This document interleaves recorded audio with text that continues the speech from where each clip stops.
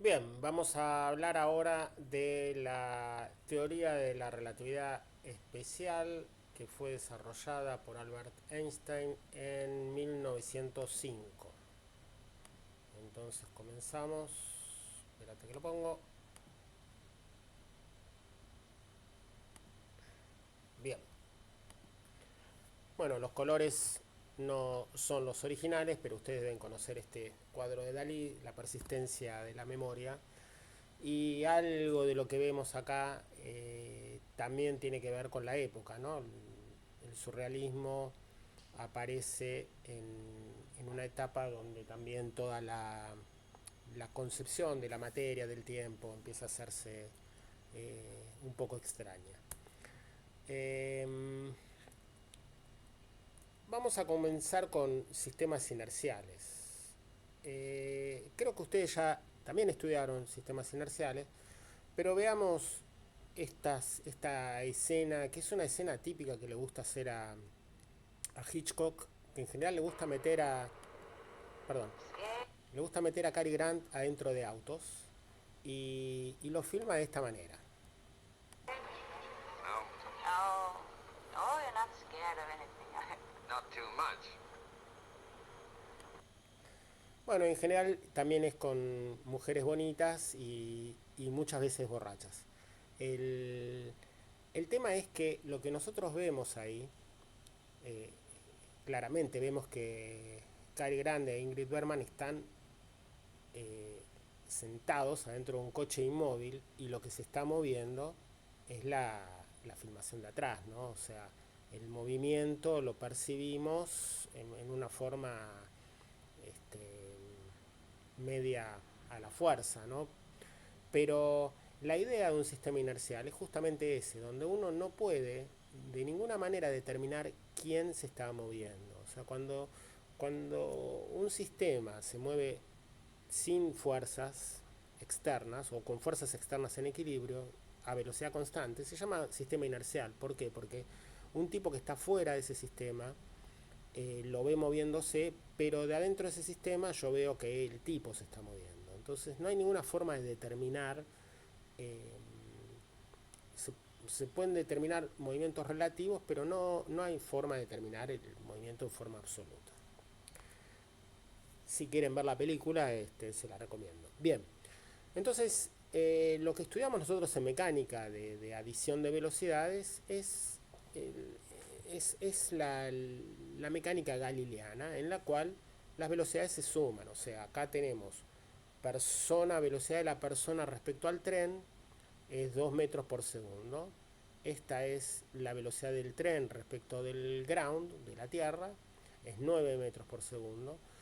Entonces, una persona que está sentada, que está parada, está en reposo en la tierra, él va a ver la velocidad, o sea, él va a ver a la persona respecto a la tierra, él la va a ver con la velocidad de la persona respecto al tren más la velocidad del tren respecto a la tierra. O sea, él la va a ver a 2 más 9 igual a 11 metros sobre segundo.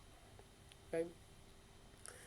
Y, y bueno, esto da resultados absolutamente correctos, pero ahora vamos a ver que tiene un cierto límite. Da correcto porque nunca hemos trabajado con velocidades muy altas, entonces nunca nos encontramos con ningún problema.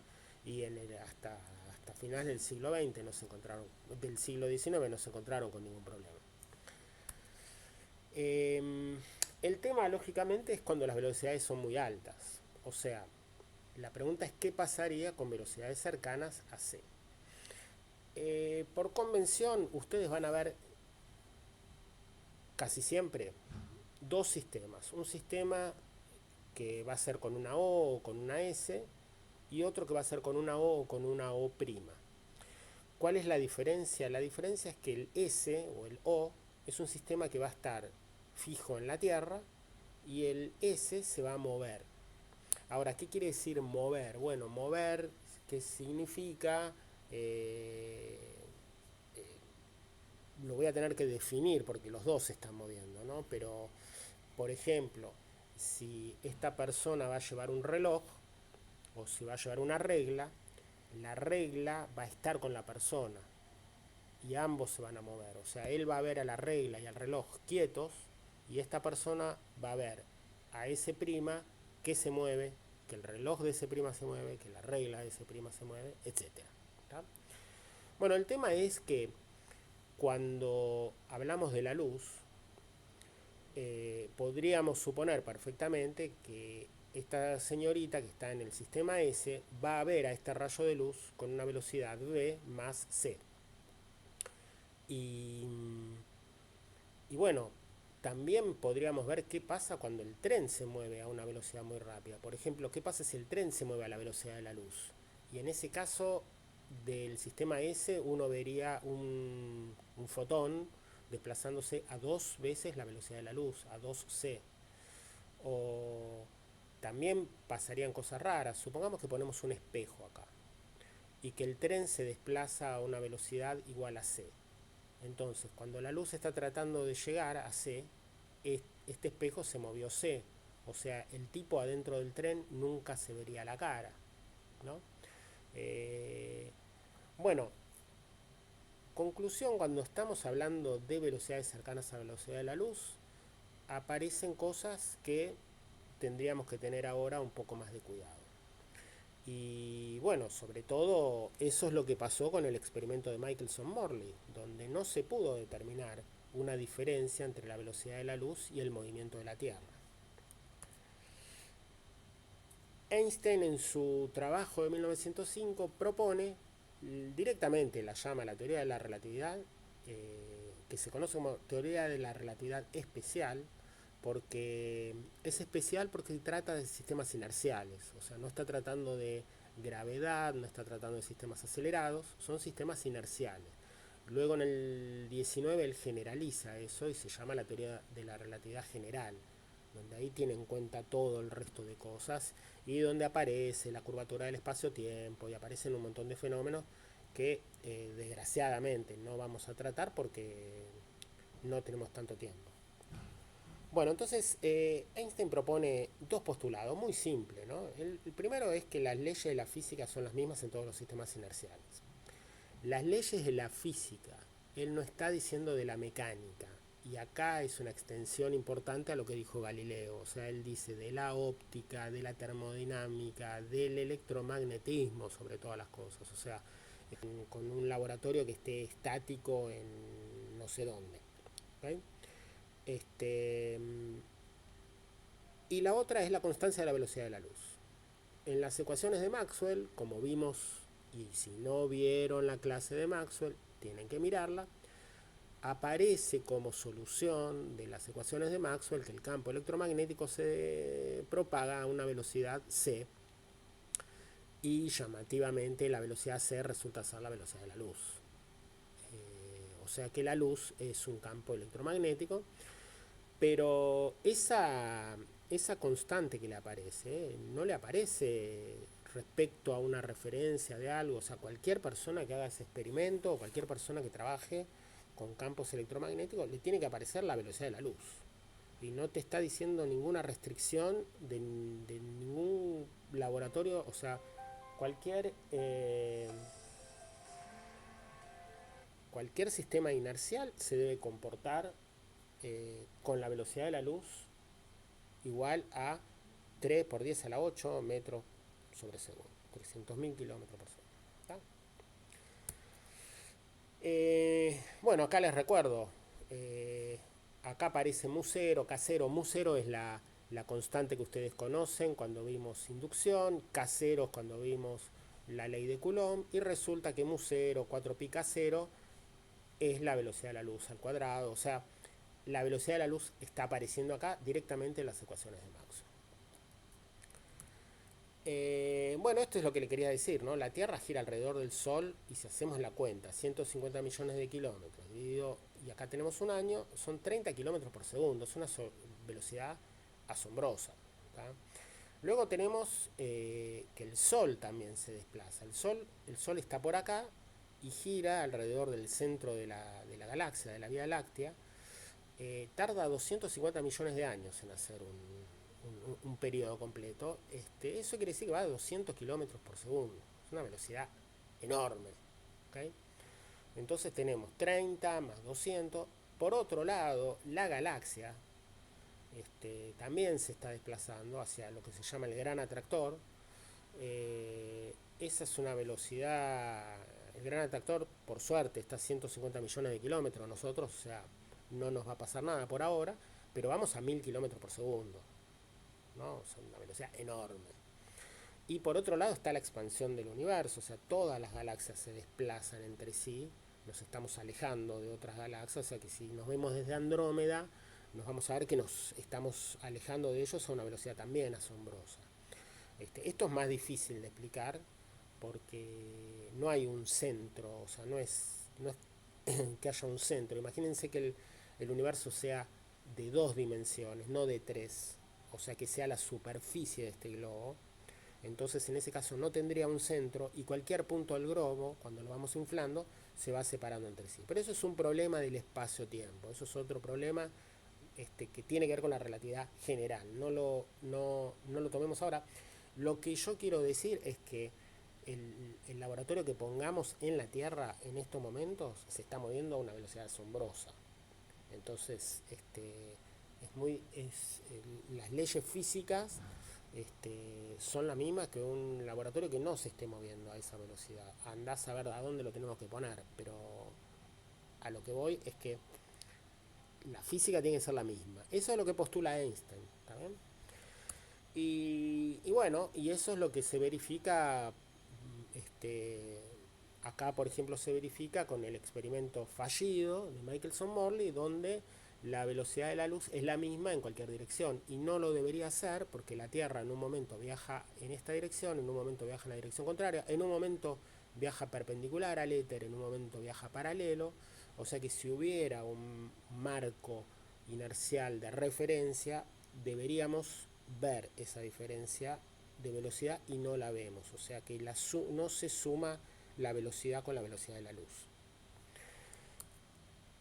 Ahora, el hecho de que la velocidad de la luz sea la misma es una cosa muy, muy grave, muy rara. Lo que te está diciendo acá es que la señorita del marco de referencia S, cuando ve a este fotón que está en un tren que se desplaza a velocidad b, lo va a ver a velocidad c.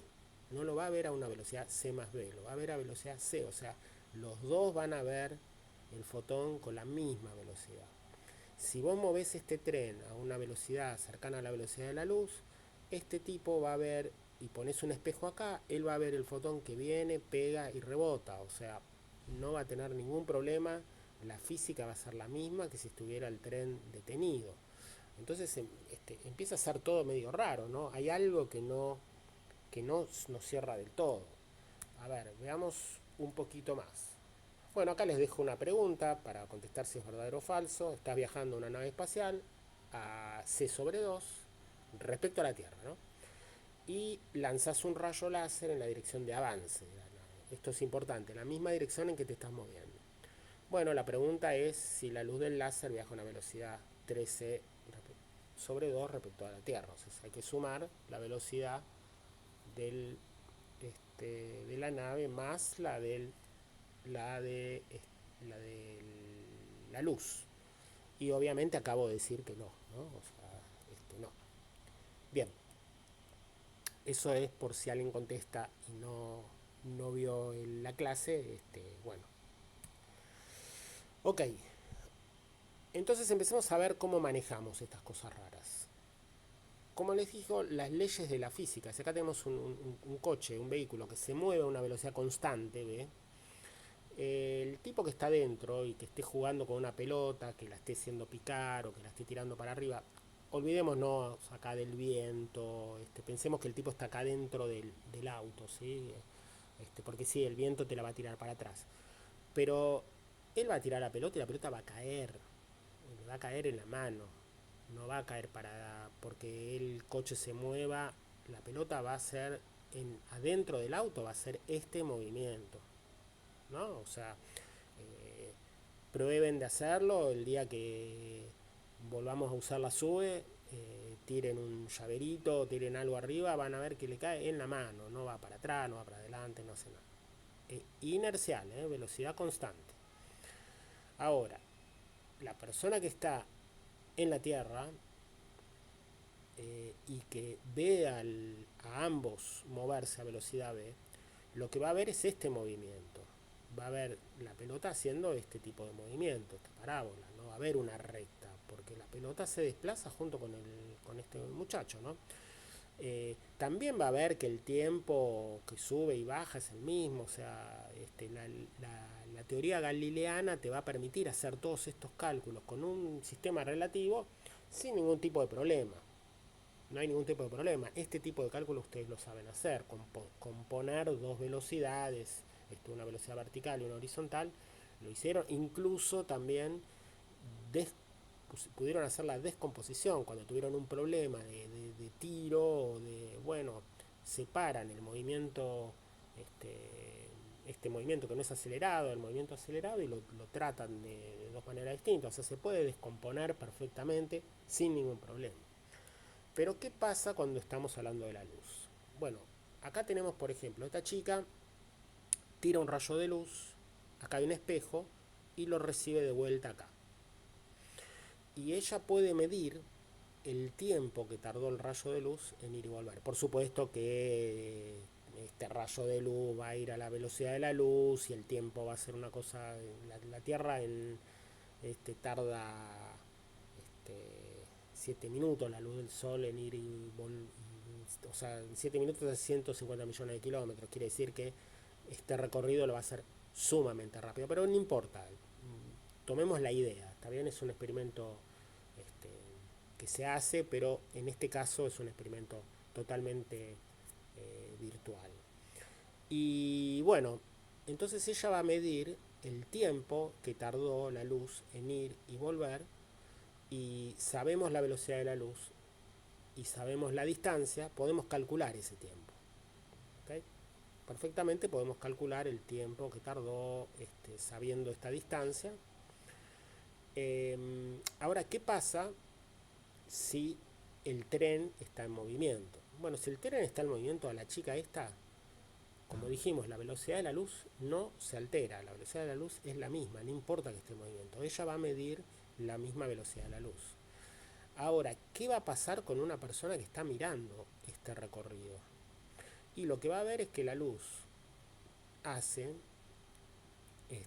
en línea recta, siempre hacia el centro del, del espejo, o sea, hace este recorrido y después hace este recorrido, ¿no? Más o menos, estamos haciendo las cuentas fáciles, ¿sí? Yo quiero tratar de simplificar para que entiendan bien la idea.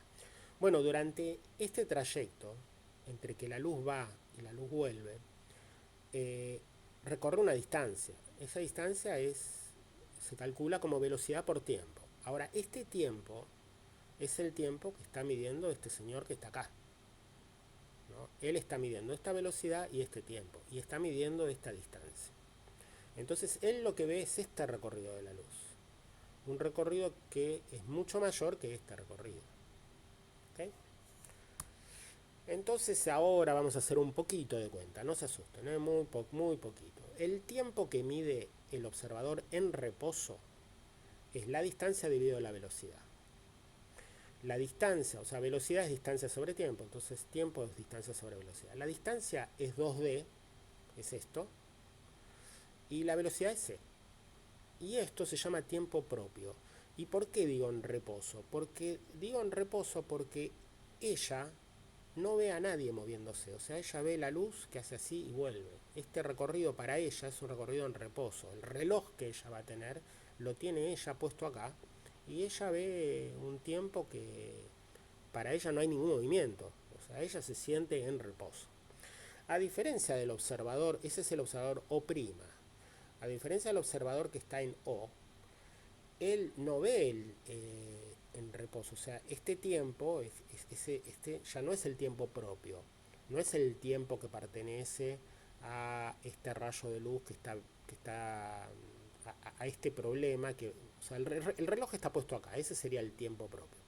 Él lo que ve es lo siguiente, él ve toda esta trayectoria y acá todo esto se desplazó v por delta t. O sea que esto a la mitad sería v por delta t sobre 2. Y acá, este camino es la velocidad de la luz multiplicada por el tiempo.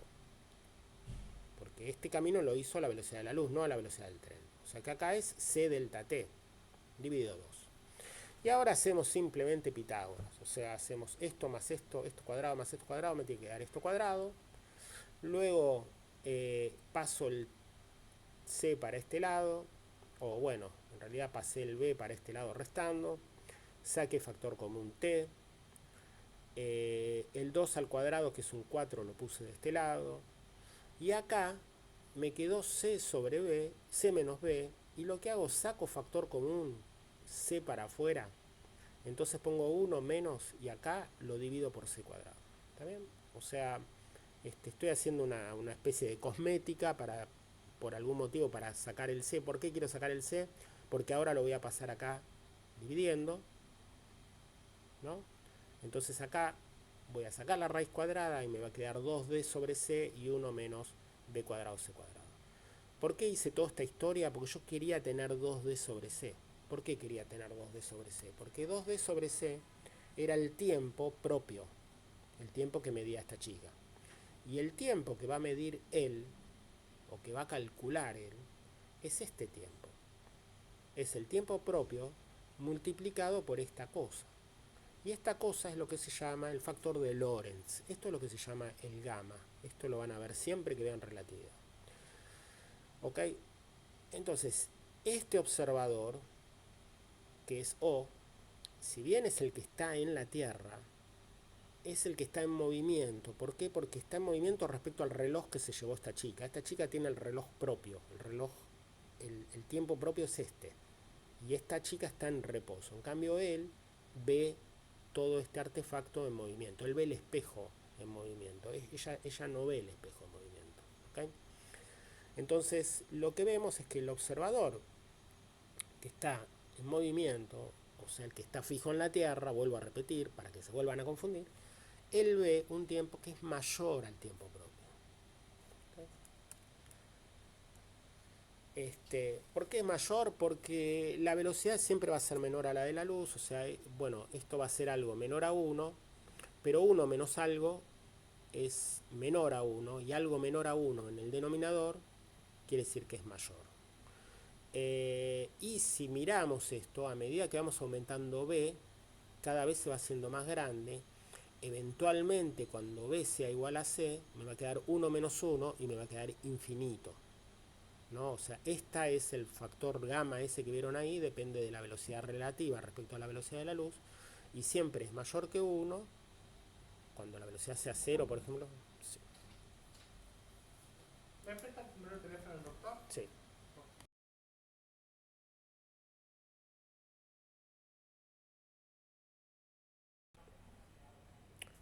Lo que tenemos entonces es que el factor de Lorentz, el factor gamma, siempre es mayor a 1. Cuanto mayor es la velocidad del sistema que estamos tratando, va a ser mayor.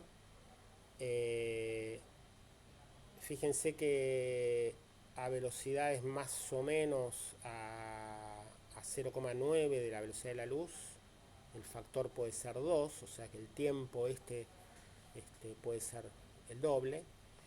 El tiempo medido por el observador ese que ve al reloj moverse es mayor que el tiempo propio. O sea, el tiempo del observador S' que se mueve junto al reloj. ¿Sí? Y eso quiere decir que para el tipo que está en el sistema S, que está fijo en la Tierra, el reloj de la chica atrasa. O sea, está marcando un tiempo más corto que lo que está marcando él. Esto hay que masticarlo un poquito, no es algo sencillo de entender, no es algo fácil, pero el tiempo de un reloj en movimiento no es el mismo tiempo que un reloj que está detenido. Eso es básicamente una consecuencia de que la velocidad de la luz sea constante. O sea, hay algo que no nos va a cerrar. Cuando querramos hacer la suma de velocidades con galileanas, no nos va a cerrar. O sea, tenemos que hacer este tipo de corrección para que nos pueda terminar dando que la velocidad de la luz es constante. O sea, el tiempo que está midiendo.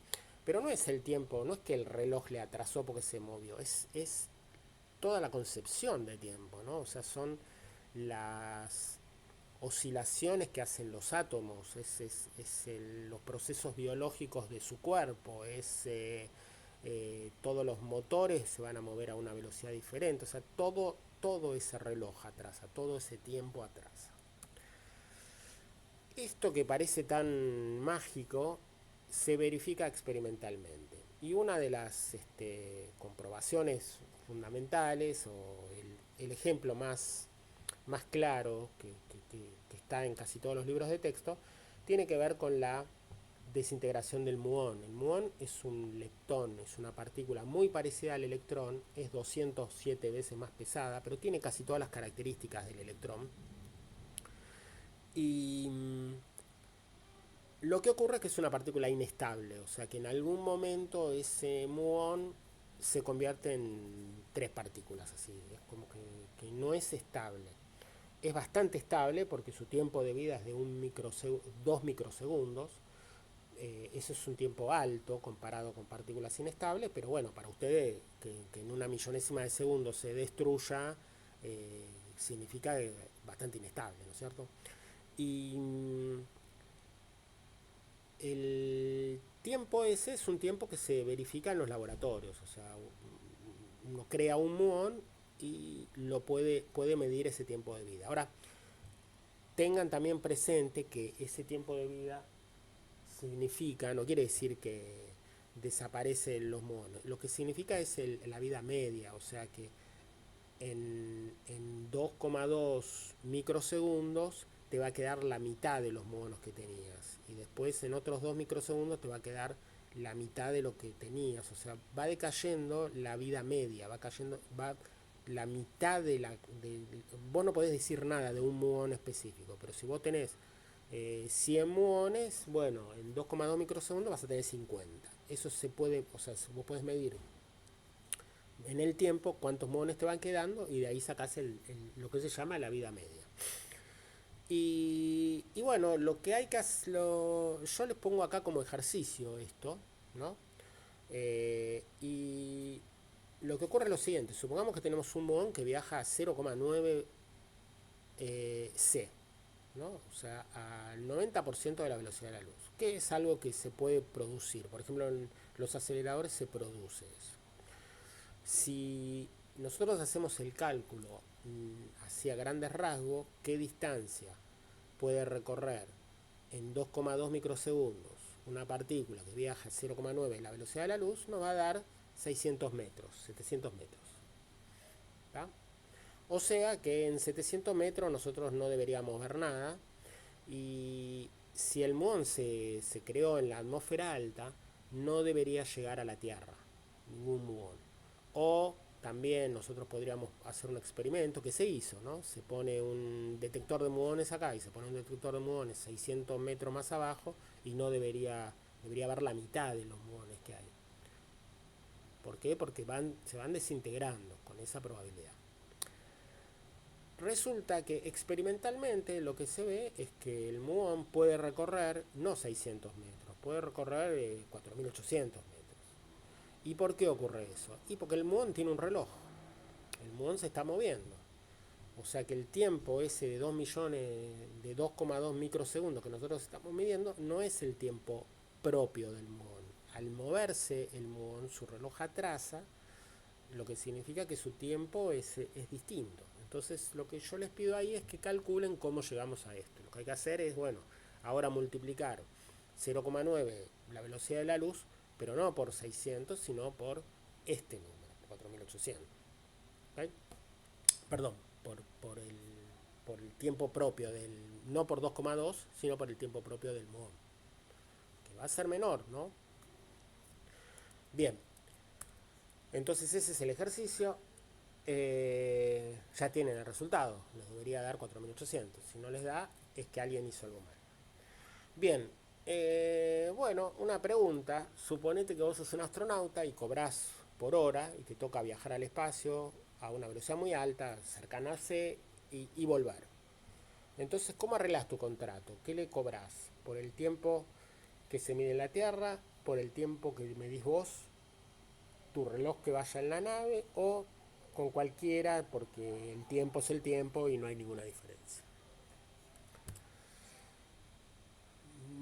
Bien, los astronautas que viajen a una velocidad cercana a C van a notar que viven en promedio más años de lo que vivirían en la Tierra. O sea, si vos te metés ahora en una nave espacial y empezás a viajar, vas a poder vivir 200 años. Cosa que podría ser bueno. Bueno, hay que ver si es verdadero o si hay algo falso ahí. Y vamos ahora... Hola. Y vamos ahora a una de las famosas paradojas. Hay muchísimas, pero esta es una de las más famosas, que es la paradoja de los gemelos. Acá tenemos dos gemelos, son exactamente iguales, salvo que este tiene un traje de astronauta. ¿Por qué? Porque se va a subir a una nave espacial y va a hacer un viaje que dura a una localidad que está a más o menos 20 años luz, y viaja a una velocidad muy cercana a la velocidad de la luz. O sea que se supone que el tipo, si está a 20 años luz, quiere decir que va a tardar 20 años. Si viaja a la velocidad de la luz, va a tardar 20 años en ir y 20 en volver, son 40 años. Entonces acá los vemos a los gemelos que se saludan antes de salir, y cuando vuelve, este gemelo está más viejo porque pasaron 40 años. Pero resulta que este tiene su tiempo propio, su reloj atrasa, y si hacemos el cálculo, creo que, bueno, lo pueden hacer, los invito a hacerlo, no me acuerdo, me parece que daba cerca de 9 años o de 13 años, no da 40 años, o sea, está un poquito más viejo, pero no tanto. Este está viejo, este no tanto. ¿Okay? Y acá viene, o sea, uno podría decir, bueno, qué paradójico, qué raro. No, eso no tiene nada de raro, eso no es nada paradójico, lo acabamos de ver que los tiempos propios son distintos, que los relojes cuando están en movimiento atrasan. Entonces a este tipo el tiempo le pasó mucho más lento. Entonces, a él no le pasaron 40 años, a él le pasaron solamente 9 años. ¿Okay? Entonces, ¿dónde está la paradoja? Bueno, la paradoja es que yo puedo pensarlo de otra manera. Yo puedo decir, bueno, este tipo se metió acá en una nave espacial y este se fue con la Tierra y a los 40 años volvió. O sea, si los dos sistemas son inerciales, ¿por qué el tiempo de este no fue lento? O sea, empezamos toda esta clase diciendo que dos sistemas inerciales, en dos sistemas no hay forma de saber quién de los dos se está moviendo. Entonces, si yo tengo una nave que viaja y vuelve, no tengo, para el tipo que está dentro de la nave, el que se movió es el otro gemelo. No hay forma de distinguir eso. Y ahí está la paradoja, en cómo ve uno al otro. No está la paradoja en que uno de los dos envejeció. Ahora, lógicamente que nos damos cuenta que no es exactamente simétrico, porque hay uno que está quieto, que se queda, y hay uno que va y vuelve. Entonces ese sistema no es inercial, es un sistema que en algún momento tiene un cambio, ¿no es cierto? O sea, si hubiese un tercer observador, para el tercer observador, si los dos están juntos en el universo, único, dos personas en el universo, realmente sería una paradoja. Ahora, si hay una estrella fija, o sea, hay un tercer observador, bueno, el tercer observador sí ve alguna diferencia. Por más que el tercer observador se mueva, pero va a ver que uno en un momento se le estaba acercando y después se le va alejando, o incluso el mismo gemelo nota una aceleración cuando hace ese trayecto, ¿no? De todos modos, proponen, porque uno podría decir, bueno, uno de los dos se aceleró, hay uno que cambió, ¿no? Que en un momento frenó y volvió. Pero proponen no resolverlo de esta manera, no introducir acá relatividad especial, porque esta paradoja se puede resolver dentro de la relatividad especial, no de la general. O sea, podríamos no acelerarlo a los tipos, ¿sí? O sea, hay muchas discusiones en internet, y hay muchos esquemas que proponen que el gemelo no vaya y vuelva, sino que vaya y que otro venga de otro lado. Pero el hecho es que son dos sistemas inerciales, no es una situación simétrica entre los dos. Pero bueno, no deja de ser algo como para pensarlo, ¿no? Es un poco raro. Y bueno, otra de las cosas raras que aparecen tiene que ver con el concepto de simultaneidad. Acá este ejemplo está sacado del Serway y no está del todo bien explicado, no está muy claro. Lo que propone acá es lo siguiente. Tenemos un tren que va viajando a velocidad v, tenemos un observador O' y tenemos un observador O. El O es esta chica que está acá parada en la Tierra. Y el O', como siempre, O' es un sistema que está en movimiento respecto al O. Y en el momento en que los dos están juntos, en este momento, cuando se enfrentan, eh, aparecen dos luces, en A' y en B'.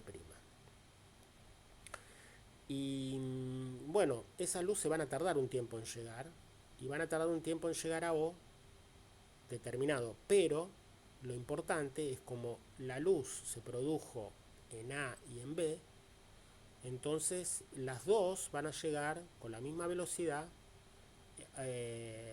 y las dos, el observador en O las va a ver a las dos al mismo tiempo. Pero el observador que está adentro del tren no las va a ver al mismo tiempo. Él va a ver una diferencia, no las va a ver como dos simultáneas, va a ver que primero apareció una luz acá y después apareció una acá. Les aconsejo este applet para que lo vean, eh, para que lo puedan experimentar y lo puedan hacer tranquilos. A mí no me gustó muy bien como está explicado en el libro. Y también pueden ver esta película, eh, donde se va a explicar. Albert y Henry. Solo por la discusión en sí. Van de hacia afuera desde ese punto. Bueno, yo los invito a ver la película, pero acá la idea es que de vuelta, cuando Albert y Henry están juntos, en ese momento, esto es diferente al ejemplo que vimos recién, ¿no? Este es un ejemplo donde en ese lugar se lanza una luz. Entonces Albert obviamente que va a ver la luz comportándose de esta manera, ¿no? Desplazándose en todas las direcciones con velocidad c. Dado que cada uno mide la velocidad de la luz relativa a sí mismo, cada uno cree correctamente que él siempre está en el centro de esa esfera expandiéndose, aun cuando ellos mismos se mueven alejándose cada vez más. Ven que acá esta sería la luz que ve Henry, ¿no? O sea, él ve este rayo de luz que va en todas las direcciones con velocidad c, pero ven que la imagen que tiene él y la imagen que tiene Albert es distinta, no es exactamente la misma.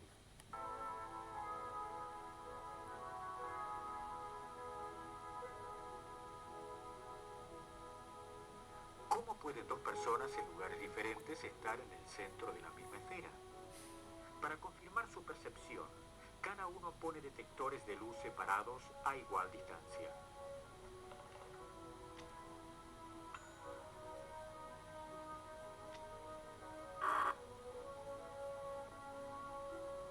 Sin embargo, mientras el detector de Albert registra la luz llegando simultáneamente, él cree que la luz golpea al detector de Henry en tiempos diferentes.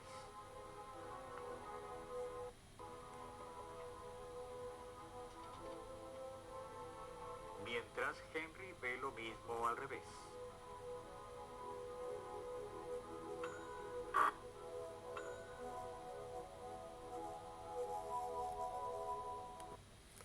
Bueno, esto les recomiendo que lo vean varias veces.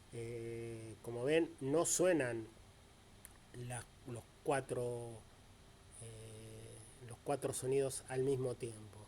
Entonces, y el orden que se ve también es distinto, ¿no? Uno ve primero que le suena al otro, después suenan los dos de él y después el otro del otro, ¿no? O sea, dos, dos sucesos que son simultáneos en un marco de referencia no lo son en otro. O sea, es bastante complicado como para entenderlo. Eh, y acá viene otro problema que tiene que ver con las distancias. El observador, supongamos ahora que tenemos a un observador en la Tierra, ¿no? Y, y este se llevó una regla y está viajando a velocidad v. ¿Ok? Entonces, si yo soy un observador en la Tierra y mido, por ejemplo, una distancia entre dos estrellas, y yo a esas dos estrellas las veo fijas, entonces yo voy a llamar a eso el tiempo propio, ¿no? O sea, el tiempo que mido yo. ¿Ok? Y si veo que la nave tardó un tiempo delta t y que va a velocidad v, entonces el tiempo va a ser LP. La distancia, perdón, el que marca la regla va a ser este. Ahora, eso quiere decir que el tipo que está en la nave, él va a medir con su tiempo propio, calculado por mí, desde la Tierra, y a la velocidad v. O sea que él va a medir una distancia que va a ser el tiempo propio, es el tiempo dividido gamma, o sea que va a ser la distancia que mido yo dividido gamma. O sea que si yo mido acá en la Tierra esta distancia, yo lo que calculo es cuánto va a medir él. Y él va a medir esta distancia, LP sobre gamma. ¿Está? Calculado desde mi sistema de referencia. O sea, lo que se va a producir acá es una contracción. Los cuerpos que se mueven se contraen en la dirección de movimiento, no en las direcciones perpendiculares. O sea, si el tipo viaja a velocidad en dirección X, no se va a contraer en Y y en Z. Entonces lo que vamos a ver, acá esto es en una casa en Leiden, está marcada la contracción de Lorentz, ¿no? L igual a L0 por gamma. O sea que cuanto mayor sea la velocidad con que se mueva, más se va a contraer en esa dirección, ¿no? Y esa fue la explicación que había dado Lorentz sobre el problema de Michelson-Morley. O sea, él explicó que no se ve cambio de la velocidad de la luz respecto al éter, no porque no exista el éter, sino porque la luz, el espacio se contrae, ¿no? O sea, que al viajar hay una contracción y estamos midiendo distinto, o sea, las velocidades que estamos obteniendo son distintas por esta contracción del espacio. Ahora, nuevamente, esta contracción del espacio quiere decir la distancia entre los electrones, o sea, es una contracción no de un objeto específico, sino que es de la regla, es de todo el universo, ¿sí? Que se contrae para el tipo que está viajando. Bueno, y lógicamente, si se contrae el tiempo y se contrae el espacio, también las velocidades tienen que modificarse. Entonces, yo solamente puse la fórmula más simple, que es para que tengamos una idea de cómo poder manipular el tiempo. A partir de ahí, las ecuaciones empiezan a ser algebraicamente más complicadas, pero se hacen de la misma manera en que hicimos el cálculo del tiempo propio. Y bueno, eso nos va a llevar, por ejemplo, a esta famosa fórmula de momento y energía relativista, ¿no? Donde la velocidad ya no es la velocidad, sino que es velocidad por gamma. O sea, nosotros cuando calculábamos el momento lineal hacíamos masa por velocidad. Bueno, ahora es masa por velocidad por gamma. O sea, hay que tener en cuenta si el sistema se está moviendo o no. Y cuando calculemos la energía cinética va a tener esta forma extraña. Y sobre todo que va a haber un término que es un término constante. Este término depende de la masa del objeto, y esto es lo que se llama la masa en reposo. Y de aquí aparece la famosa fórmula de Einstein de que si no tuviésemos ningún movimiento, igual tenemos energía, ¿no? O sea, que tenemos esta masa que es esta energía que viene de la masa simplemente de la masa en reposo.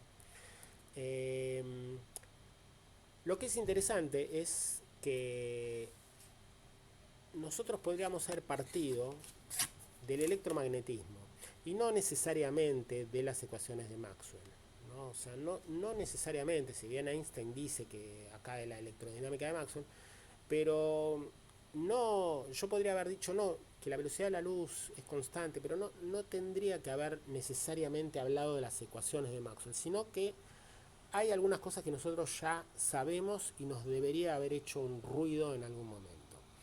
Fíjense que el artículo de 1905, donde Einstein publica su teoría de la relatividad, se llama la electrodinámica de los cuerpos en movimiento. Y la dificultad surge fundamentalmente de acá. A ver, si nosotros tenemos una corriente, tenemos electrones que están desplazándose en una cierta dirección, y esos electrones, al desplazarse, hemos estudiado la ley de Ampère, que dice que eso produce un campo magnético, ¿cierto? Y ya estudiamos cómo es el campo magnético, regla de la mano derecha, todo esto ya somos unos capos. Ahora, ¿qué pasa si tengo un electrón acá? En principio no pasa nada, porque dijimos que un campo magnético a una carga no le hace nada. Pero si el electrón está viajando en la dirección en que viajan los otros electrones, bueno, ahí tendríamos un campo magnético que está actuando sobre una carga de movimiento, y ahí hay una fuerza de Lorentz y habría una repulsión, o sea, viajaría en esta dirección, pero se iría hacia allá, ¿no?